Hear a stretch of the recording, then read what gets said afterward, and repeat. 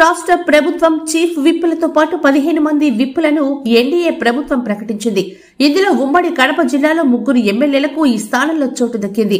వీరిలో కడప టీడీపీ నుండి MLA Madhavi Reddy, BJP నుండి జమ్మలమడుగు ఎమ్మెల్యే ఆదినారాయణ రెడ్డి, జనసేన నుండి రైల్వే కోడూరు ఎమ్మెల్యే అనవ శ్రీధర్లను విప్పులుగా రాష్ట్ర ప్రభుత్వం పేర్కొంది. ఎన్డీఏ ప్రభుత్వం కడప జిల్లాలో 3 పార్టీలకు సమన్యాయం చేశారని కూటమి నాయకులు హర్షం వ్యక్తం చేస్తున్నారు.